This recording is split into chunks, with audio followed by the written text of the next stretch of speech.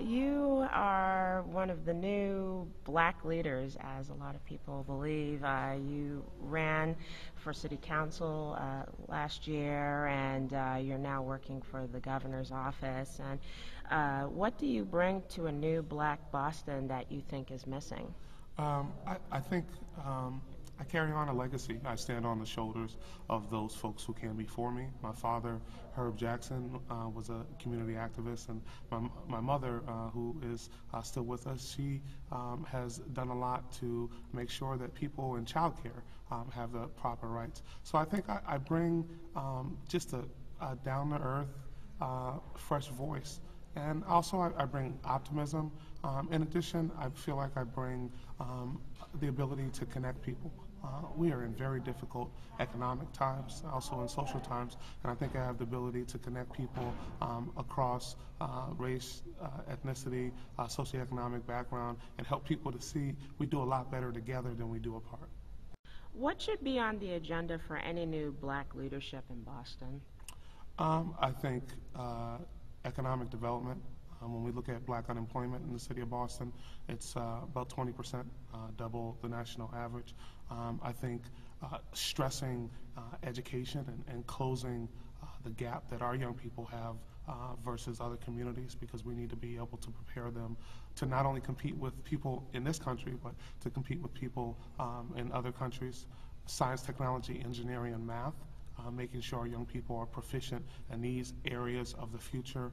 I also think one of the other areas that I'm very passionate about is career reform, making sure that people who have possibly made a mistake in their life have the opportunity to move forward, take care of themselves as well as their family, and be active participants in our community. Do you plan to run again for political office, or what are your other future plans? Besides the male modeling thing, that's actually not going so well. But I do plan on running for political office again. I have a desire to serve and serve my community.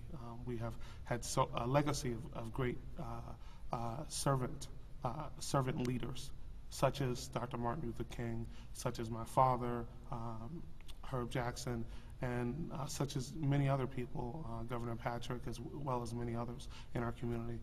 I have a burning desire in my belly to serve the community that has served me, that has brought me up and actually has given me extra. I remind you, and we spoke before about this, but I'm adopted. I had a extra shot in this thing. I'm one of 7, and my parents adopted 4 of us. So I'm blessed every day. So I want to be able to extend the blessings that I've received, not because I worked for it, but because I just needed a shot to other people, old as well as young. What does Older, I'm sorry about that. And what does Martin Luther King's legacy mean to you?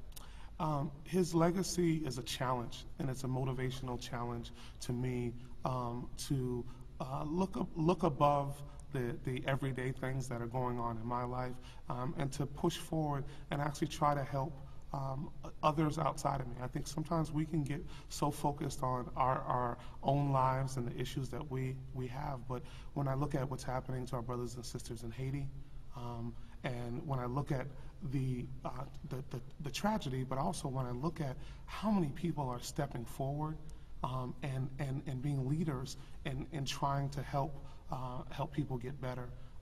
I just feel very, very good about that. And so when it comes to what Dr. King's legacy means to me, I don't look at Dr. King, the dreamer. One of my favorite books by Dr. King is Why We Can't Wait. Dr. King pushed very hard for change and was always at the cutting edge of change. He didn't stay on his heels. And that is my motivation, and I feel honored to be here today as the MC for this event, and I also feel honored to be here and interviewed by you. You always do such a wonderful job.